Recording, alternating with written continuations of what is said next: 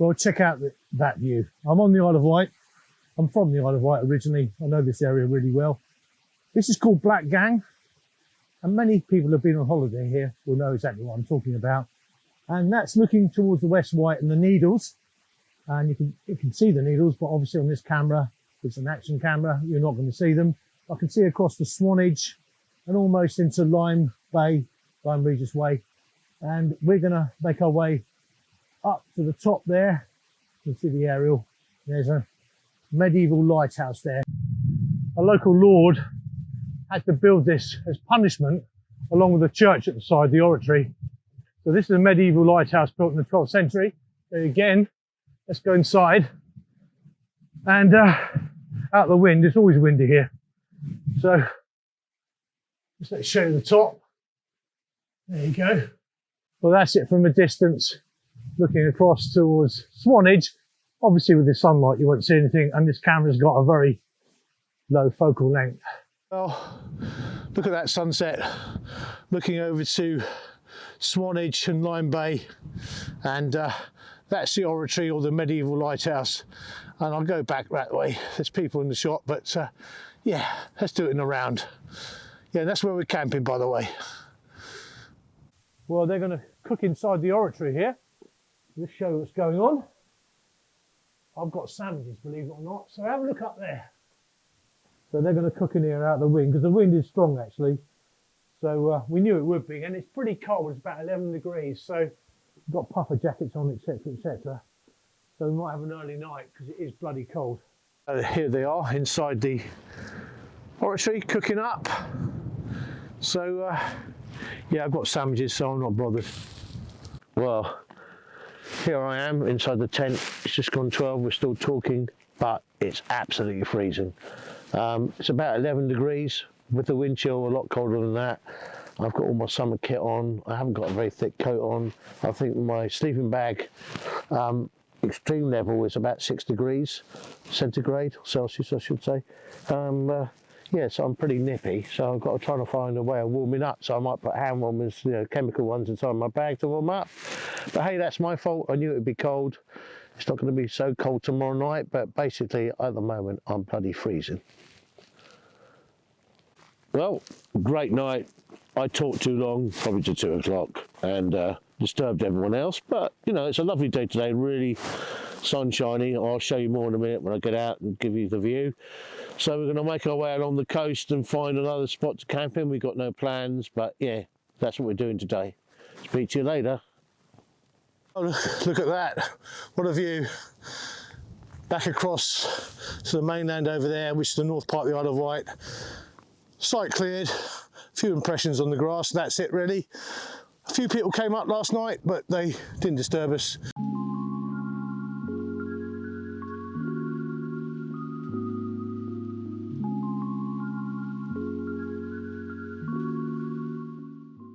Oh, we're in the car park. Look at that view across the back of the Wight, and free car park at Black Gang, and we've been cooking our breakfast out of the van. We're going to leave the van here and basically walk about 5 miles and camp on the beach near freshwater there, Compton Bay. Speak to you later.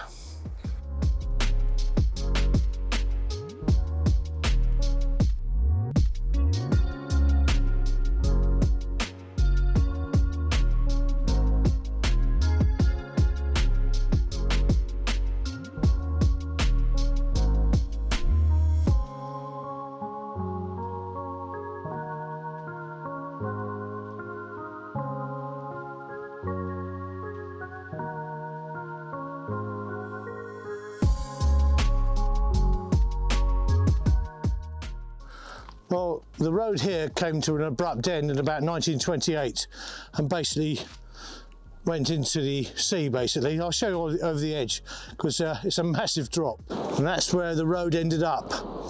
And this is the wildest part of the Isle of Wight. It's very difficult to get to that beach. There is footprints on it, but it's quite a hard walk in. If the tide's in, you can get cut off really easily, so it's quite a dangerous place.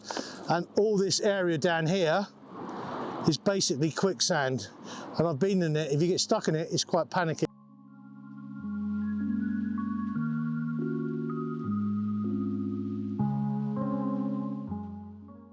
I know on this camera you're not going to see it very well, but that's the Waverley, one of the last paddle steamers in the UK, if not the only paddle steamer in the UK. And I think it's based in Edinburgh, but it comes around the south during the summer. So yeah, that's the Waverley, I'm pretty sure of it. This is called Whale Chine. Now a chine, especially on the Isle of Wight, is a ravine with a river in it that runs to the sea or brook or whatever stream. There's one in Bournemouth and a few more in Dorset, but mainly the word chine is used on the Isle of Wight. Now this is called whale chine because I think the turn of the century, or maybe Victorian times, a whale got washed up on the beach, a big sperm whale, so it got the name Whale Chine. Now you used to be able to get down here, if you've got a head for heights you can still do it, but the council don't obviously recommend it.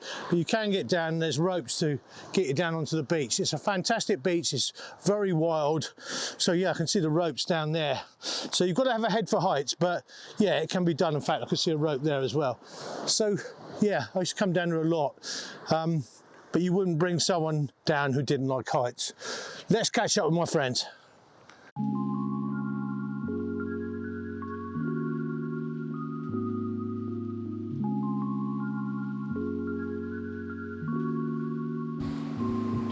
Countryside, seaside people. Yeah.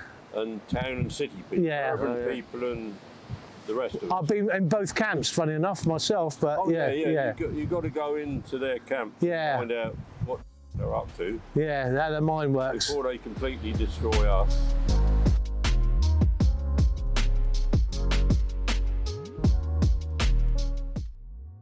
We're going to camp down here while I'm in my bug tent, OEX there, and my friend's just cooking up his dinner, and that's the sun going down.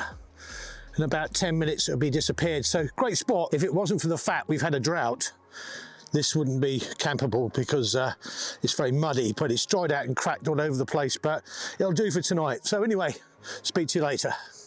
That's obviously where the Needles are. You can just about see the lighthouse at the end, and that's obviously going towards freshwater.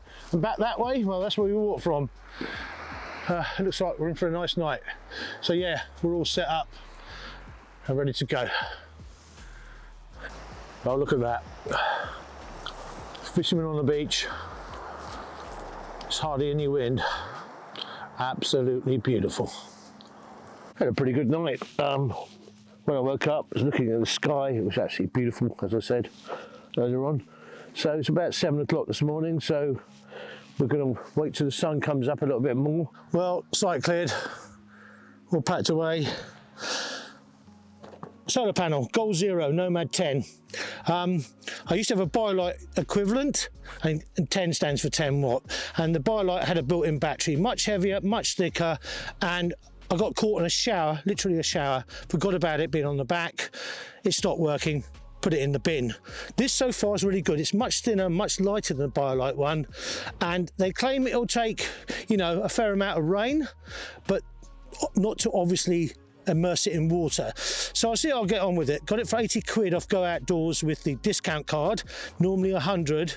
So yeah, there's not many in the country at the moment where I looked. So I looked at Cotswold Outdoors, they've sold out really quickly. But so far impressed with this. Yesterday it charged up my power pack completely because it is sunny at the moment. But yeah, I'm going to keep it on as long as I can, and if it doesn't work in the winter then I'm not going to use it. But anyway, so far impressed.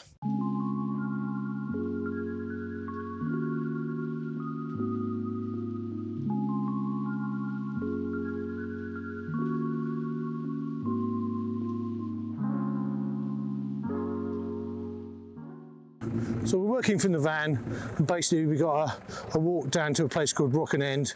It's only about 3 or 4 miles. I'm going to stay there tonight. Speak to you later. Well, that's St. Catherine's Lighthouse.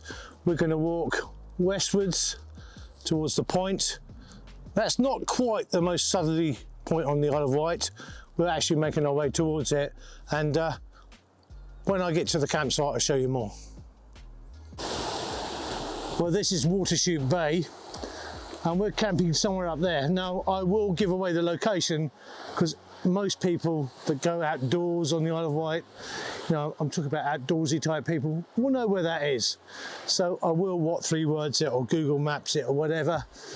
But this is the most remote part of the Isle of Wight when you go around that corner, and it's also the most southerly point of the Isle of Wight. As I said, this is called Watershoot Bay.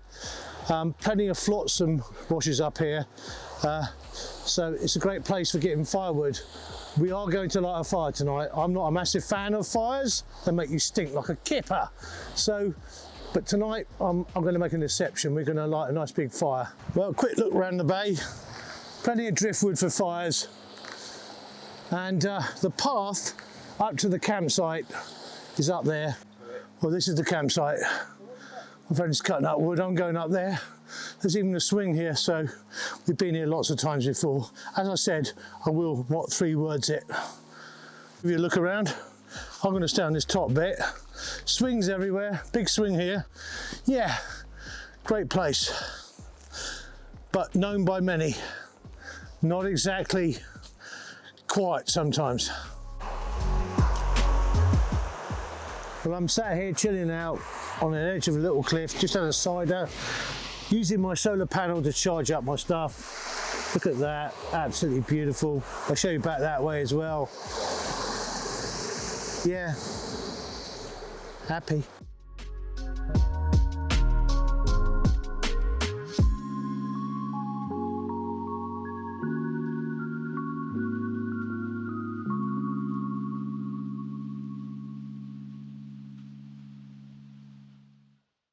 Fire pot, posh, pork and beans.